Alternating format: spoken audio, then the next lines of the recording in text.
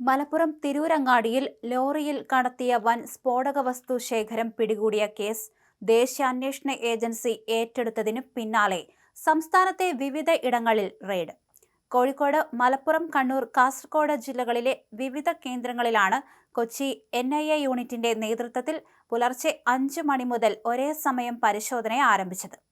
കേസിൽ ഉൾപ്പെട്ട പ്രതികളുടെ വീടുകളിലടക്കമാണ് പരിശോധന നടത്തുന്നത്. എരിഞ്ഞിമാവ് സ്വദേശി ഹാരിസിന്റെ വീട്ടിലും സ്ഥാപനത്തിലുമാണ് പരിശോധന. തിരൂരങ്ങാടിയിലെ ഗോഡൌണിലും ലോറി ഉടമയുടെ ഭാര്യ വീട്ടിലും കോഴിക്കോട് മുക്കത്തെ സ്വകാര്യ വ്യക്തിയുടെ സ്ഥാപനത്തിലും പരിശോധന നടത്തി. ചിറ്റാരിക്കൽ പോലീസ് സ്റ്റേഷൻ പരിധിയിലെ കടുമേനി സ്വദേശി സജിയുടെ വീട്ടിലും ക്വാറിയിലും പരിശോധന നടത്തുന്നുണ്ട്. കണ്ണൂർ ചെറുപുഴ ചുണ്ടയിൽ അനിൽകുമാറിന്റെ വീട്ടിലും റെയ്ഡ് നടത്തി.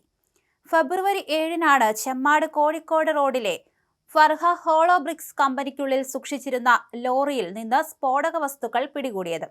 448 പെട്ടികളിലായി ഒളിപ്പിച്ച 89,600 ജലാറ്റിൻ സ്റ്റിക്കുകളും 10,500 നോൺ ഇലക്ട്രിക് ഷോക്ക് ട്യൂബ് ഡിറ്റണേറ്ററുകളുമാണ് അന്ന് പിടികൂടിയത്. കർണാടകയിലെ ബിജാപൂരിൽ നിന്നാണ് ഇവ എത്തിയതെന്ന് അന്വേഷണത്തിൽ കണ്ടെത്തിയിരുന്നു. അനധികൃത ക്വാറിക്ക് വേണ്ടി എത്തിയതാണ് ഇവ എന്നാണ് പോലീസിന്റെ പ്രാഥമികമായ കണ്ടെത്തൽ.